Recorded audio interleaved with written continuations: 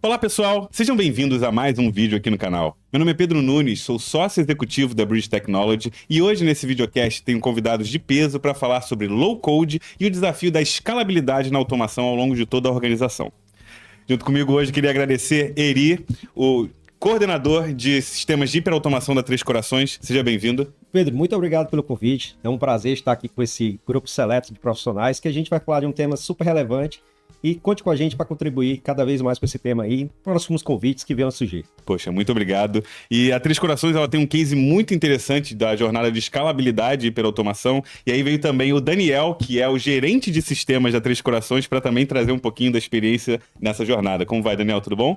Bem, Pedro, obrigado primeiramente aqui pelo convite. Prazer contar aqui um pouquinho, né, desse case, né, que a gente vai debater bastante aqui. Sinto lisonjeado aqui, como ele falou, né, desse grupo seleto. A gente sabe o tanto de esforço que a gente faz para conseguir entregar um bom nível de automação. Estamos aqui à disposição. Show de bola. E a excelência que a gente vai conversar aqui é bem interessante. E como a gente está falando de soluções low code e como essa jornada na Três Corações foi, a gente está também aqui com o Adriano Pellegrino, que é o executivo de vendas da UiPath. Seja bem-vindo, Adriano. Obrigado pelo convite, Pedro. Bom que sair entre amigos, clientes, parceiros, a gente conversar um pouquinho sobre a jornada, sobre tecnologia, sobre as inovações que o mercado está nos exigindo aí hoje em dia. Excelente, pessoal. A ideia hoje aqui é a gente ter um papo aberto e eu vou trazer alguns pontos aqui que vão nortear mais a nossa discussão, mas o principal objetivo aqui é a gente entender como que a jornada da hiperautomação traz a escalabilidade com low code nas organizações e quais são os principais desafios, né? E eu começo trazendo um ponto bem interessante da pesquisa do Gartner de crescimento que eles fizeram em 2024 com foco para 2025, dizendo que 60% das organizações estão com foco em automatizar e padronizar os seus processos como meios de alcançar lucratividade em 2025, de aumentar, impulsionar essa lucratividade. Sabendo que a gente tem desafios como integrações de sistemas, como a gente tem manutenção e diferentes prioridades dentro das áreas, eu queria ouvir um pouquinho de vocês como foi a trajetória da Três Corações, que é uma trajetória de excelência em cima da escalabilidade do low code ao longo da organização, e como foi os desafios de vocês nessa jornada, trazendo hiperautomação em diversas áreas de negócio. Aqui no grupo, desculpa, ele quer falar primeiro? Por favor, passa as honras. Não, vamos nós aqui. Eu acho que tem um tema aqui que é muito relevante, né? Acho que o principal ponto que a gente pode discutir aqui é sobre... Vamos imaginar uma grande companhia, como a Três Corações, como algumas outras, e a gente entende o seguinte, por exemplo, uma empresa que fatura X bilhões durante o ano de 2024, no ano de 2025, ela não traz como objetivo faturar 50% a menos do que faturou no ano anterior. Crescimento é um foco, né? Exatamente. Mas como a gente consegue fazer um crescimento de forma enxuta, permitindo que a empresa caminhe por uma direção maior de crescimento organizacional, mas que a gente consiga embarcar a tecnologia para que esse crescimento seja enxuto. Algo sustentável, né? Exato. Que não necessariamente a gente tenha que contratar mais pessoas para fazerem tarefas ali repetitivas, tarefas mundanas, tarefas manuais, e que a gente consiga suplementar esse crescimento por meio da tecnologia. E cada vez mais essas pessoas, né, elas virem analistas do conhecimento, né? Algo desse sentido. Então, nosso desafio estratégico foi isso. Como a gente consegue apoiar o grupo Três Corações nesse crescimento enxuto e fazer com que ela alcance cada vez mais o potencial de divisor de águas, né? Cada vez mais movimentar o ponteiro da companhia. Então esse foi o nosso principal direcionamento estratégico. A gente foi por duas pontas, por duas frentes aqui, o Daniel vai poder contribuir também nessa frente. A gente teve dois grandes desafios, um técnico e um também muito focado em governança e gestão. Conta pra gente um pouquinho, Daniel. Exato. Uma das premissas, né? O nosso COI nasceu em 2022, né? Então, Bacana. Antes mesmo de ter o primeiro robô em produção, a gente se preocupou muito forte com governança, custos, e um tema que a gente usou, eu diria dois temas, produtividade e a cultura, né? Então, de não, assim, a gente costuma brincar, né? Eu diria assim, a nossa meta ali era desrobotizar o ser humano, e não trazer robôs para a companhia somente. Então, a gente focou muito forte em produtividade, né? A gente começou a trabalhar metas no COI antes mesmo de existir robôs na companhia. E é legal porque muitas pessoas, muitas empresas iniciam jornadas de formas diferentes, né? Mas muitas pessoas começam a ver, vamos ver como é que é a automação e depois a gente vai vendo a governança. Perfeito. Mas como a gente está falando de um direcionamento estratégico em automação e crescimento e como caminho para fazer esse crescimento, pensar na governança antes para começar algo estruturado é perfeito. Perfeito. E eu até brinco com o Eric, né? Quando eu fiz o processo seletivo dele, ele fez uma pergunta para mim. E aí, cadê nossa equipe? Prazer. A equipe era nós dois, mas por quê? A gente sabia que era um potencial, a gente fazer RPA na companhia e escalar, isso era um fato. A gente estava muito mais preocupado, vamos estar pronto para quando esse momento chegar. Então a gente fez um trabalho de base, fizemos um processo de RFP, né, o qual o IPF, né, foi a vencedora desse processo, né, que o Adriano aqui... Quantas discussões, hein? Quantas coisas antes de ter o RP. Só 608 requisitos, só isso. Nós discutimos a questão da formação do COI, funil de ideias, priorização de ideias, e não tinha nem a licença. Exatamente. Então ali a gente percebeu que a gente tinha uma discussão muito madura para começar bem. Então a gente fez o caminho contrário do mercado, né? Então a gente começou primeiro estabelecendo como ia ser o processo de governança, como que a gente ia fazer estar preparado para escalar e depois a gente robotizar. Perfeito, então quando a gente fez a implantação do primeiro robô, inclusive já tinha até dashboard de monitoramento. O robô já nasceu sendo monitorado desde a sua primeira transação em produção. Tem um ponto aqui para contribuir também. Essa jornada ela foi realmente bem diferente do mercado, né? Então a gente mostra que o RPA, ele não nasceu da TI para o negócio. Ele nasceu do negócio para a TI. Ele nasceu por meio de um direcionamento estratégico. Então, algumas áreas de RPA talvez ainda não tenham sido percebidas de forma estratégica pelas companhias. No nosso caso é bem diferente. Nascemos assim já, e isso traz um ganho de engajamento muito forte. Como o Daniel trouxe, a gente trabalhou fortemente também a cultura do Automation First. Porque não é fácil você iniciar uma jornada dessa dentro da companhia.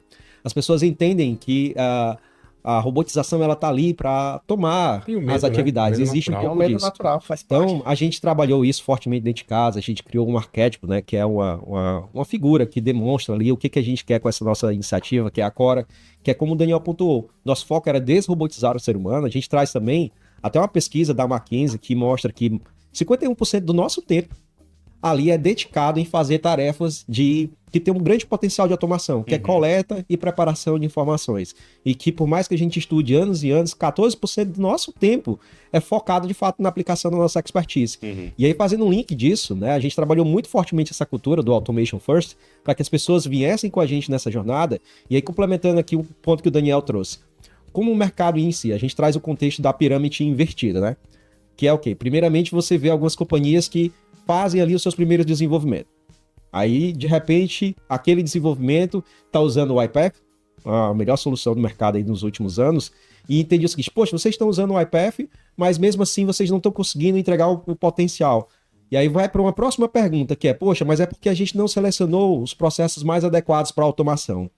E aí você resolve, de certa forma, isso, e vem uma outra pergunta que fala da seguinte maneira: poxa, mas hoje a gente tem uma operação aqui de 30 mil notas fiscais e eu quero agora aumentar, eu quero escalar essa automação para que ela seja capaz de operacionalizar 60 mil notas fiscais. E aí você não pensou em arquitetura. Aí você, poxa, eu vou querer, porque falaram para mim que a RPA era algo escalável. Beleza. É, sim, se você pensar e projetar para tal. Você construiu os fundamentos, a base. Isso. Né? E aí o último ponto, governança, né? Porque quando você entende, desenvolvemos processos, não estavam tão bons, não pensamos em arquitetura, você vai para o último tópico que você diz, cara, na verdade a gente precisava de um COI. E o nosso movimento foi diferente, né, Daniel? A gente começou como COI. Já estava preparado. Exato. Quando a gente desenhou a jornada de hiperautomação, que uma das frentes foi a RPA, né? Agora a gente vai falar um pouco mais na frente aí sobre IA, mas também tinha IA no roadmap. A gente pensou justamente no foundation, né? Como que a gente começa bem escalado desde o primeiro robô. E nesse trabalho de fundação, a gente foi avaliar vários critérios, né? Quais são os critérios para a gente selecionar bons processos? Qual é a chave de sucesso aqui? E a gente entendeu que a seleção de bons processos para robotizar, ela é a garantia do meu ROI. Né? Porque é ali onde o meu principal atrativo está desde a seleção do processo. Então, se eu seleciono bem o processo, efetivamente, se eu entregar aquele benefício para o negócio através de robotização, eu vou ter um custo evitado, um aumento de receita. É onde vai viabilizar o crescimento, né? É onde a automação entra como viabilizador desse crescimento organizacional, que não vai vir através de contratação de novas pessoas e de inflar a equipe, né? Mas sim fazer com que a gente consiga fazer mais. Isso serviu de artefato até para justificar no processo de RFP. Né? A gente poderia ter começado com pequenas automações, né? E quando a gente mostrou o porquê que tinha que ter uma estrutura governada, então vamos ter um pensamento de plataforma. Né? E você vai ter ganhos, né? Ganhos pontuais no início da jornada, que vai levando para a diretoria, para o corporate da empresa, fala assim, puta, olha, tal automação, tal time tá me trazendo resultado, tá me dando lucro, tá me dando ROI, tá me dando eficiência operacional, por que não investir neles? Por que não crescer isso daí? Né? E esse trabalho a gente fez, inclusive, em tempo de estudo. A gente criou um primeiro robô, que a gente chamou de robô como serviço, que não tinha... A gente não fez aquisição de plataforma, a gente fez só o consumo para mostrar o valor, né? A POC. Dessa POC, que a gente entendeu o potencial, e é onde a gente conversou sobre governança. Tudo bem, mas aqui foi só um experimento. Como que a gente vai fazer acontecer de forma escalada? E aí, enfim, a gente entrou no processo de fazer um FP, criar toda uma estratégia de jornada, né? Chegou a contratar um especialista na pauta, né? Meu amigo aqui, não só de empresa, mas amigo pessoal, né? Que é professor e especialista na pauta, para ajudar a criar essa estrutura de COI. E a gente estabeleceu isso na companhia e hoje a gente está tendo sucesso nessa empreitada. A gente já está há 3 anos aí como COI, né? Estabelecido. Acho que a gente já tem hoje em torno de 80 mil horas robotizadas ano. Sim, em torno de 74 robôs, né, no IPF e uns 30, acho que já uns 30 processos end-to-end, que eu acho que é outra palavra-chave aqui, né? Isso, perfeito. Processo end-to-end. A gente não tentou pegar processos tão pulverizados onde a gente não conseguia medir o valor do negócio, até porque a gente está falando da questão de uma licença, o IPF, a gente queria usar o melhor da licença para o negócio. E o melhor nem sempre é pulverizar esses robôs. Não é focar em atividade, né? Focar em processo. Olha para o processo como um todo e entende dentro daquele processo ali o que a gente consegue automatizar ponta a ponta. Então isso foi um dos principais direcionadores aí da nossa jornada. Pô, isso é bem interessante porque acaba caindo no próximo ponto que eu queria tratar, que eu acho bem interessante quando a gente começa a pensar em processos autônomos, né? Quando você tem parte da sua operação que é autônoma. Inclusive o Gartner, nessa mesma pesquisa, aponta que 35% dos CIOs estão com objetivos de ter operações automatizadas ponta a ponta ao longo de 2025, como forma de aumentar a lucratividade. Você reduzir erro humano, você conseguir trazer mais agilidade para o processo, você conseguir medir mais assertivamente como vai o lead time do processo. E eu acho que esse é um aspecto muito interessante. E eu queria ouvir um pouquinho, Adriano, também, como que você acha que o low-code se encaixa nessa jornada, né? Ponta a ponta, para a gente ter uma operação autônoma. Acho que, assim, a questão do low-code veio para ficar uma tecnologia muito interessante. Eu acho que você, tendo processos end-to-end, você consegue colher mais frutos, mais benefícios, né? E provar para a empresa que sim, faz sentido você investir nesses processos. A questão é uma grande preocupação, não só, acho que de todos, a questão de você ter uma escalabilidade, você ter um low-code, é você conseguir escalar para todas as áreas da empresa. Você não vai ficar restrito somente a contas a pagar, contas a receber, financeiro e tudo mais. Você crescer isso daí. Só que para você crescer, você precisa ter alguns pontos, alguns pilares fundamentais, que é a questão de governança, perfeito, segurança e a escalabilidade. E como você amarrar isso tudo? É um grande problema. Então, assim, quando você parte para um modelo low-code, você tem que garantir que esses pilares eles estejam prontos, efetivos na empresa e sejam seguidos. Você tem uma governança, uma garantia. Porque o grande problema é você estar numa discussão de arquitetura, numa reunião de tecnologia, e o cara fala, eu tenho aqui alguma coisa aqui funcionando em UiPath. Aí o cara vira, mas eu tenho aqui alguma coisa rodando dentro da minha máquina, em outra tecnologia. Aí o cara de governança fala, mas e a arquitetura? E a segurança dessa informação, a segurança desses dados? Né? Os dados são o ouro de hoje em dia, são os dados. Então você ter uma maturidade, né? A empresa tem uma maturidade de construir esses pilares fundamentais para qualquer jornada de hiperautomação, de low-code, ou do que você quiser tratar. E na 3, eu acompanho praticamente desde o zero, né? Desde o momento inicial, sempre foi uma preocupação muito grande deles.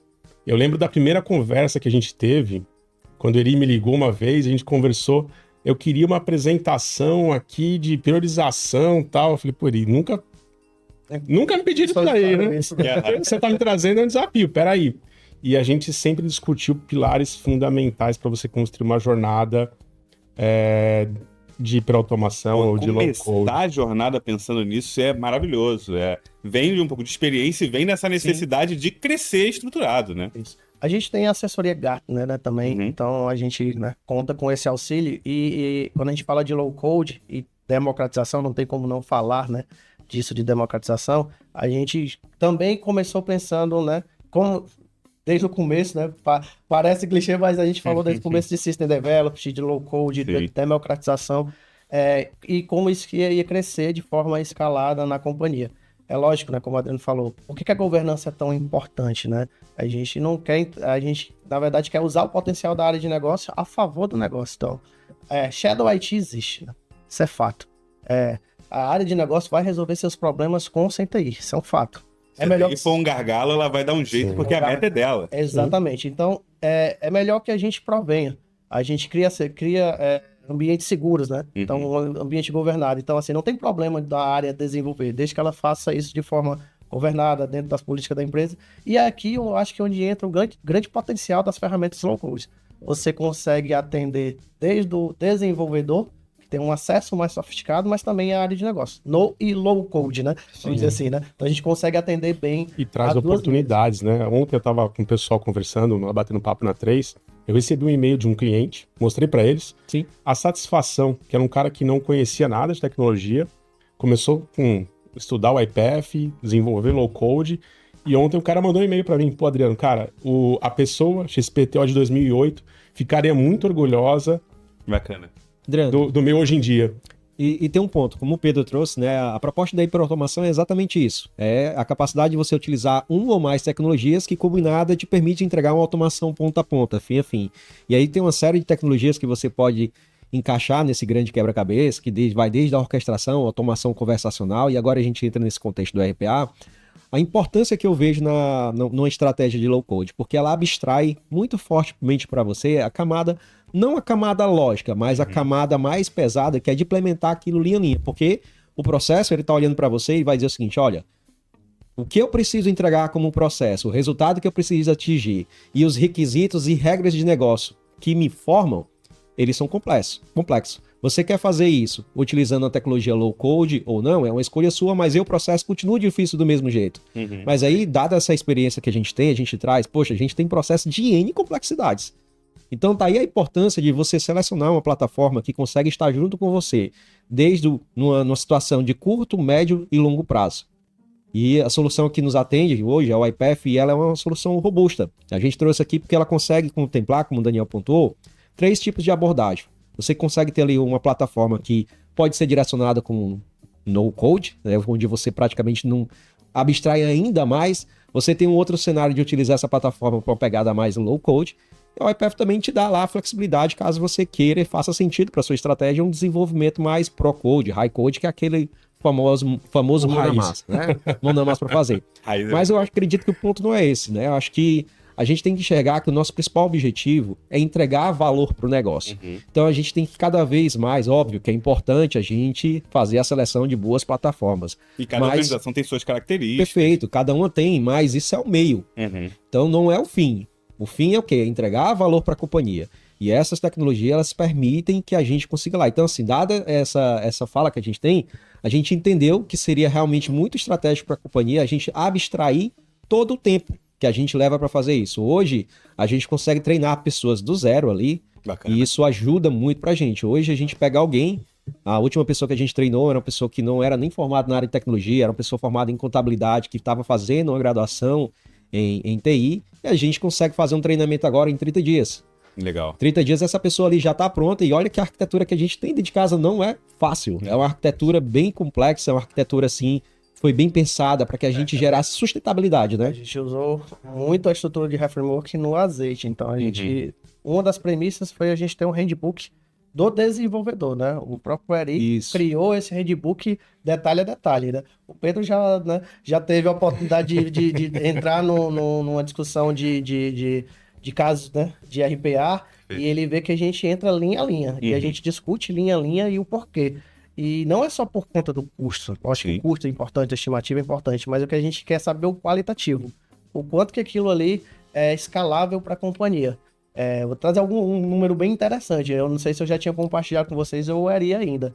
Mas o nosso nível de assertividade hoje na companhia de todos os robôs que a gente tem é de 99,7. Isso é muito bom. Então, me mostra um humano que tem esse.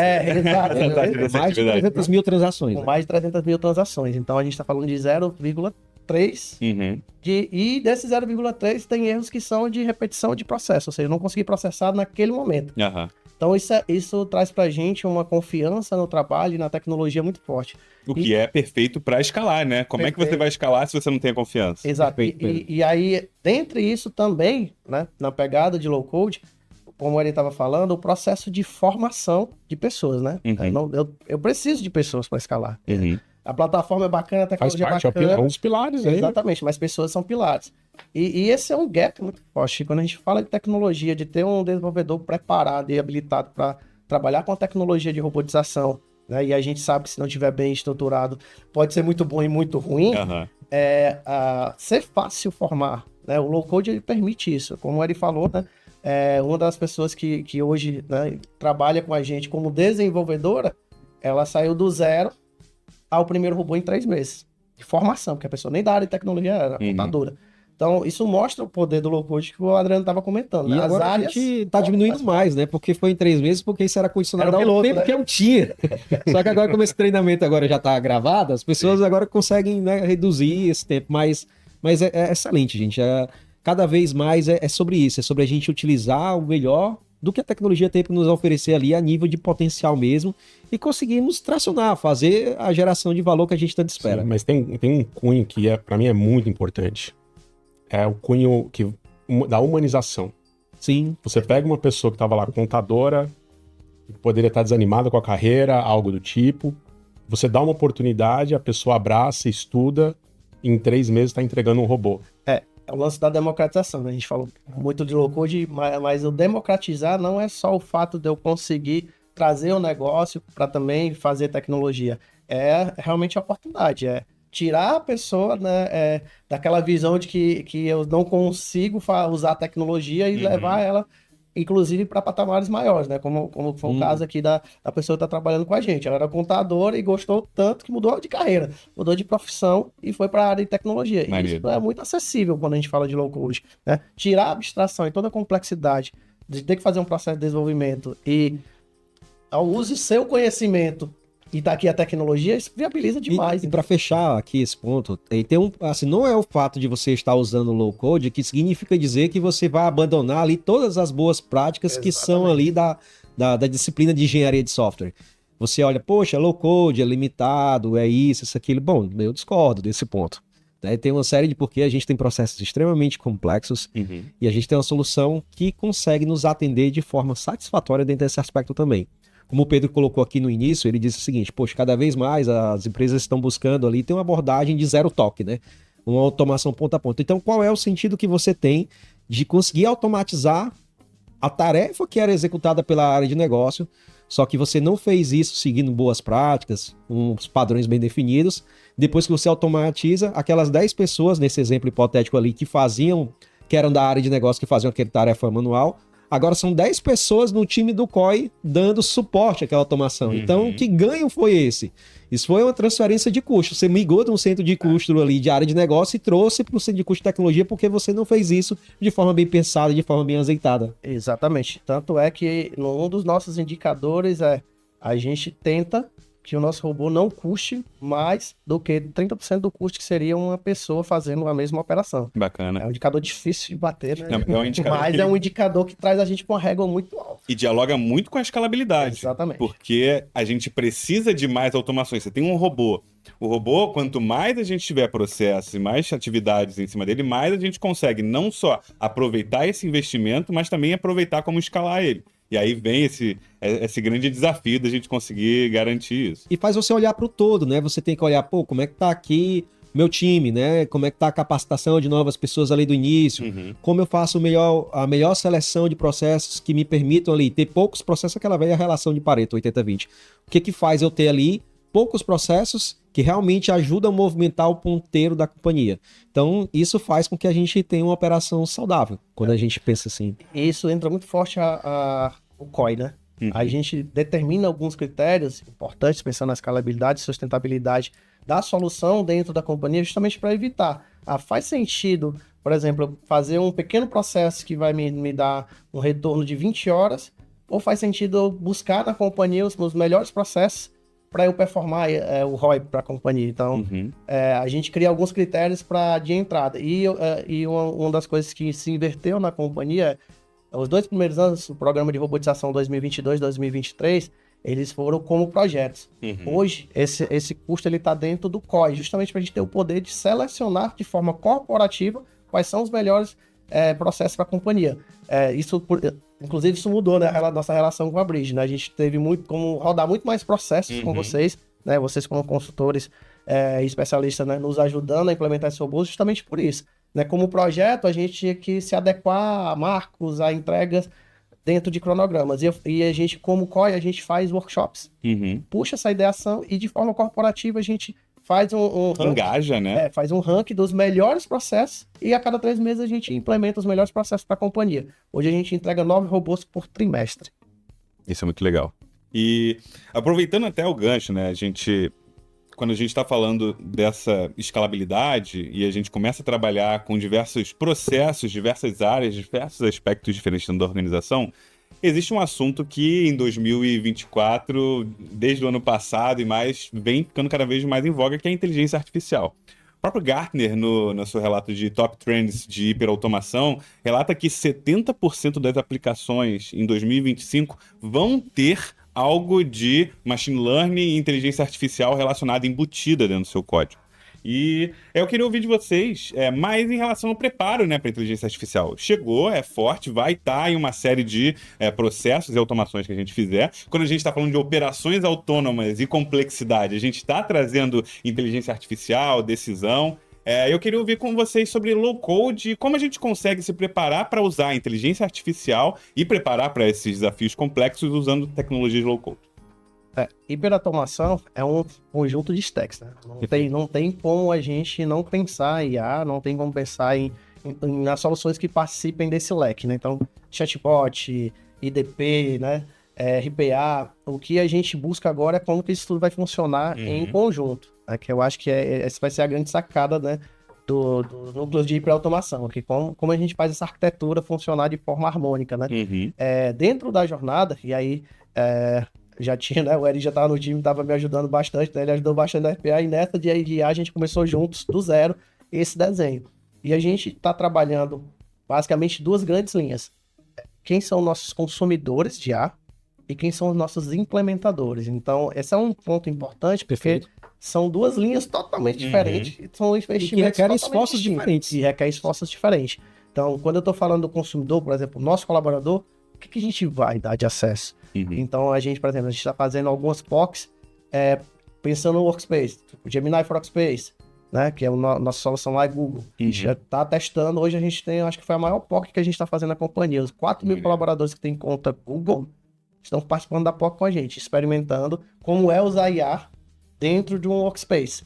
Então, a gente está usando desde o Gemini Prompt os painéis laterais, criando documentações. Então, isso é o consumidor. Perfeito. E do lado de implementação, a gente está fazendo nossas POCs tranquilo, mas como que a gente vai entregar novos produtos e serviços para a companhia? A gente está falando da IA generativa e da preditiva. A gente está bem mais avançado do que a gente compete a IA generativa. Até porque a preditiva ela já tem uma base de, né? A IA não é de agora. Né? Exato. Então, ela já tem uma base muito forte, não tem muito o que explicar quando a gente fala de produto. A IA generativa que trouxe essa popularização para o usuário final, né? Para o CPF, para a pessoa física. Exatamente. Tem um ponto também, né? Anteriormente, a inteligência artificial, costumo fazer bastante essa analogia. Ela esteve ali na palma da nossa mão. Como isso? Instalado dos mais diversos tipos de aplicações que a gente tinha ali no smartphone. Só que isso não tornava o usuário comum entendedor do grande potencial transformacional que a gente tinha isso. Então, em 2022, aí, com o lançamento do ChatGPT pelo OpenAI, a gente conseguiu, de fato, ali colocar a inteligência artificial no dia a dia das pessoas. E isso fez que cada vez mais as companhias percebessem isso. E dado o que o Daniel trouxe aqui, é muito importante a gente entender o seguinte: a gente tem que entender qual é o direcionamento que a gente quer entregar com o IA para a nossa companhia. A gente quer ter uma iniciativa mais pautada ali em busca de produtividade, excelência operacional. Esse é um caminho. Mas super importante, que vai levar cada vez mais a empresa para o outro patamar, mas a gente também não pode esquecer de iniciativas que vão fazer o quê? Aumento de receita, gestão de riscos, melhoria na experiência do cliente.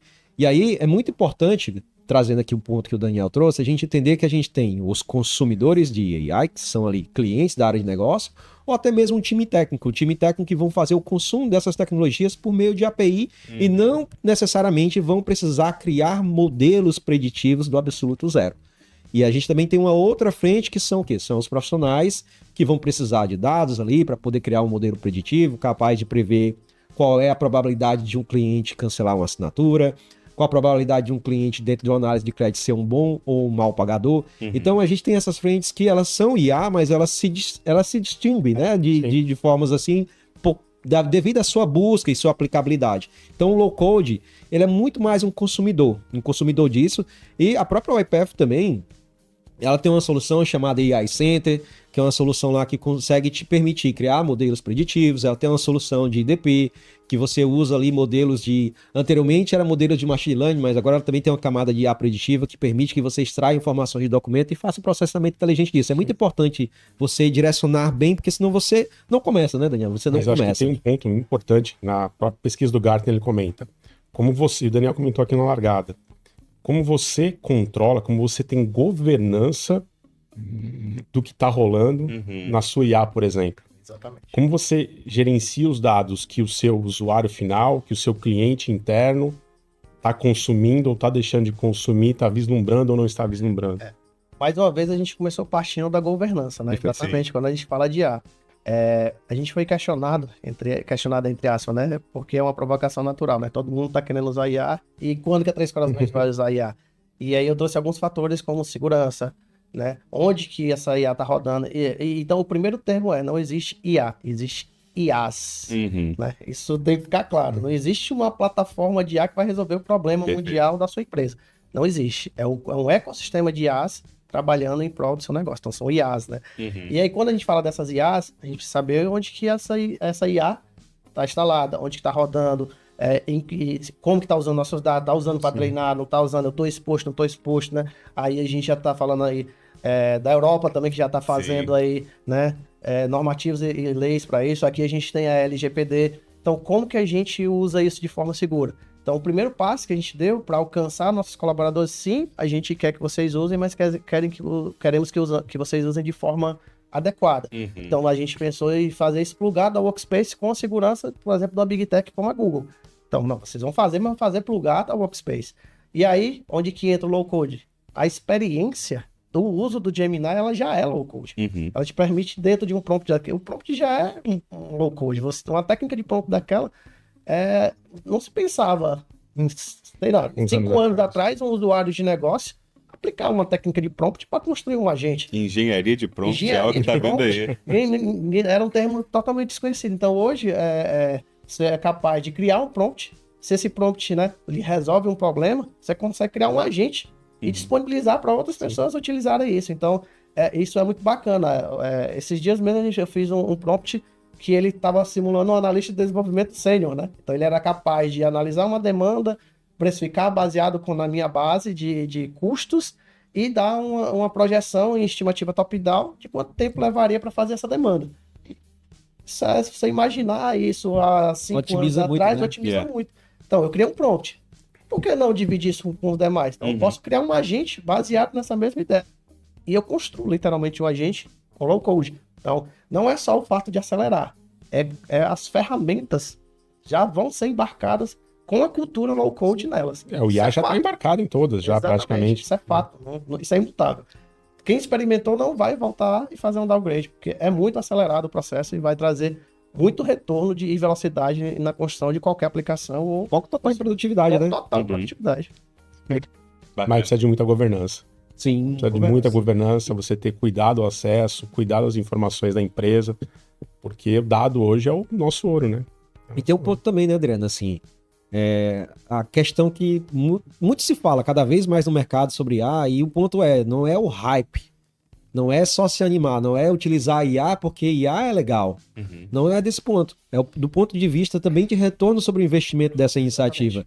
Então, a gente vê muitas companhias buscando, você quer ter IA? Quero ter IA, mas por que você quer ter IA? Não, porque precisa ter. É isso. Precisa ter para resolver o quê? Porque precisa, porque quer, porque o mercado só está falando nisso. Estamos ficando para trás, mas em que especificamente, né? Às vezes as pessoas que estão pedindo, às vezes não conseguem nem tangibilizar. Misturar isso daí, né? Mas conseguem perceber que existe sim, e todo mundo concorda com isso, um potencial transformacional. E nós, como profissionais dessas áreas, a gente tem que fazer o quê? Cada vez mais agir como agentes de mudança, né? Ali, agentes transformacionais. Entender os casos de uso, Perfeito. como eles podem encaixar dentro da estrutura organizacional. E não ter um olhar só técnico. É você estar ali, por exemplo, vamos fazer um modelo de predição ali para verificar qual é a chance do Adriano, meu cliente, ali cancelar uma assinatura. Não é olhar só do ponto de vista da stack técnica. Olha do ponto de vista de negócio. Essa iniciativa, ela está vinculada com algum objetivo estratégico do nosso planejamento estratégico? Citar qual? Tem um OKR para mensurar isso? E qual é o retorno sobre o investimento que eu tenho a partir do momento que eu consigo prever antecipadamente que o Pedro pode ser um cliente com potencial de cancelamento ali de uma assinatura?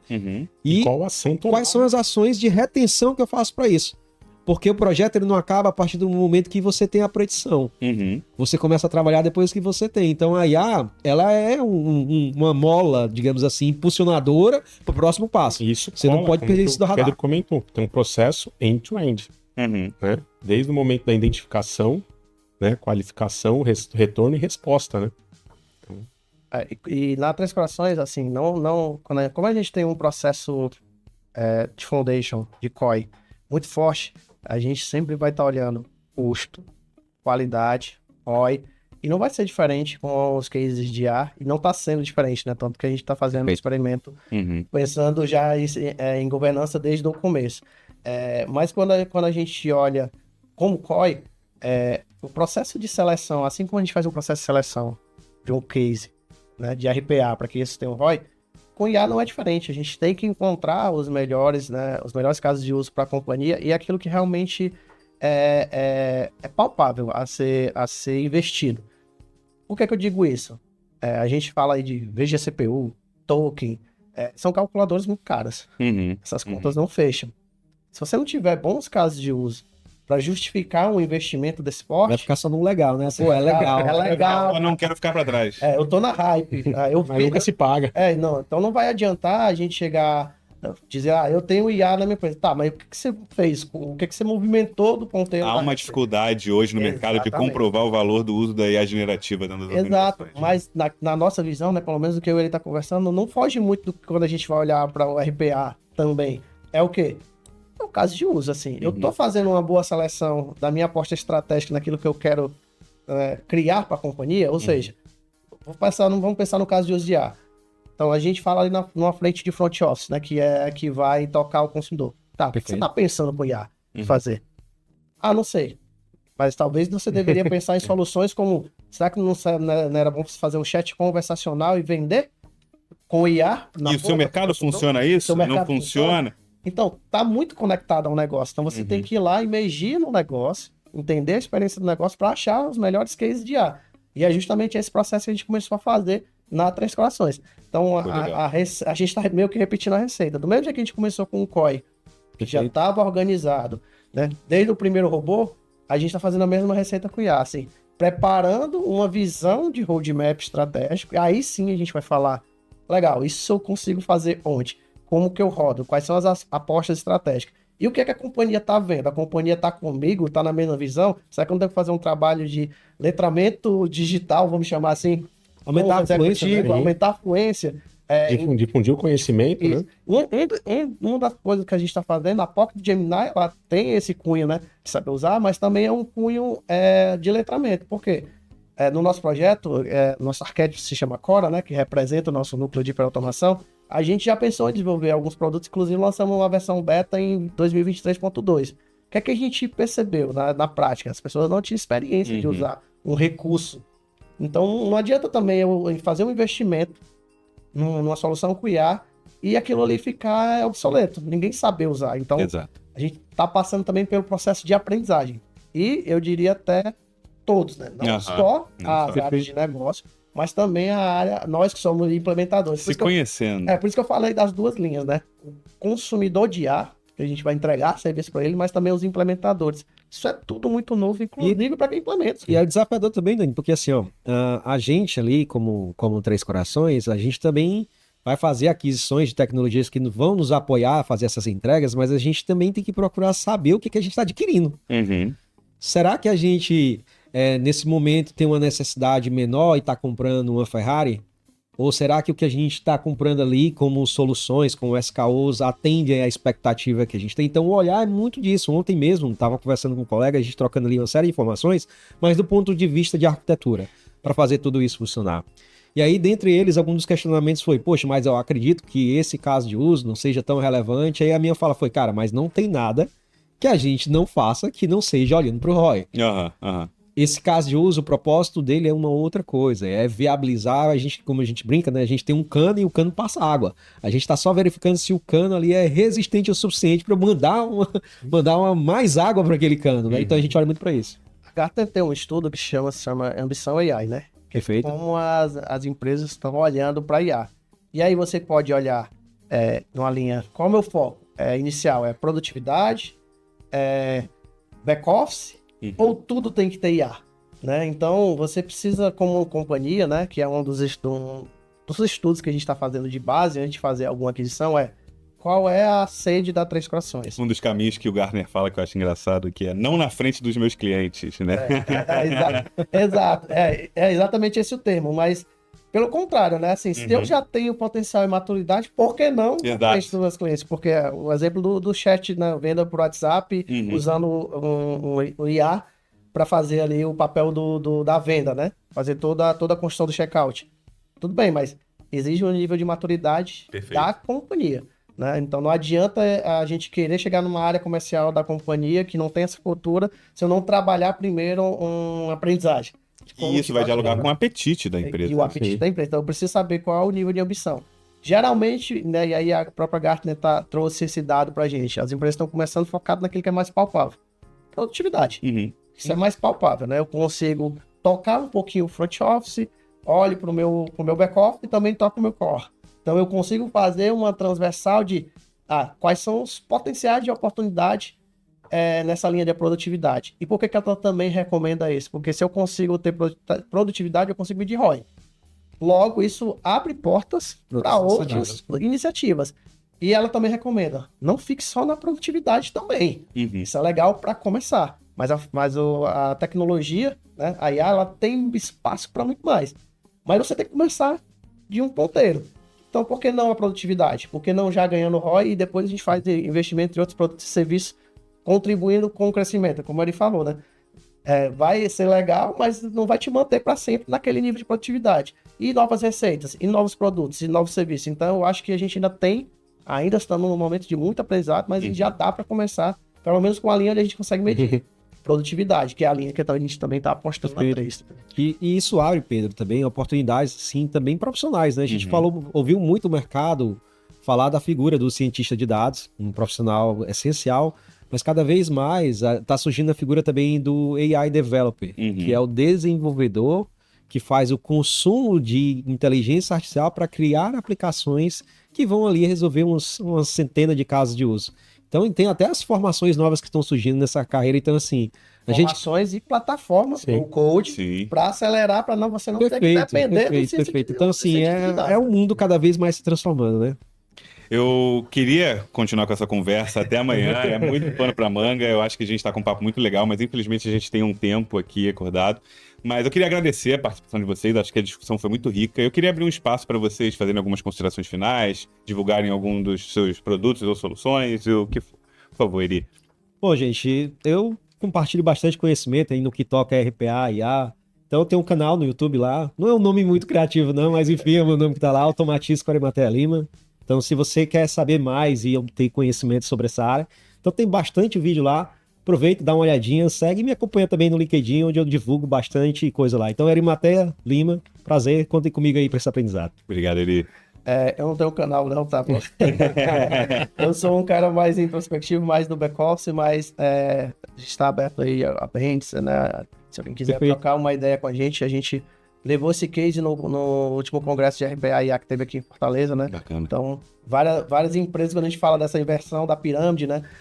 De como a gente está fazendo governança lá na Três Corações, a gente foi bastante assediado, né? De como que vocês conseguiram fazer isso? Então, a gente está disponível, tá? Eu posso divulgar o meu LinkedIn, que é Daniel Magalhães, né? Mas no mais é agradecer, uma excelente oportunidade aqui da gente contribuir um pouco com a comunidade e aprender bastante, né? Como você falou, né? A gente poderia passar aqui horas falando, se no lugar desse copo d'água fosse uma cerveja, então daria muito. Mas então, só agradecer mesmo pelo convite e estamos aí. Até uma próxima. Muito obrigado, Adriano. Eu queria agradecer o convite, agradecer a amizade e a parceria também da Brit, da Três, já vem de longa data já.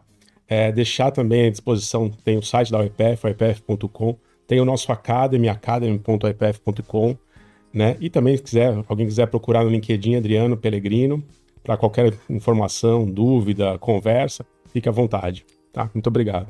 Perfeito, pessoal. Mais uma vez, muito obrigado pela participação de todos. A gente agradece, Pedro. E você aí em casa, curta o vídeo, compartilhe, divulgue para todos aqueles que vocês acham que vão aprender e evoluir na sua jornada de hiperautomação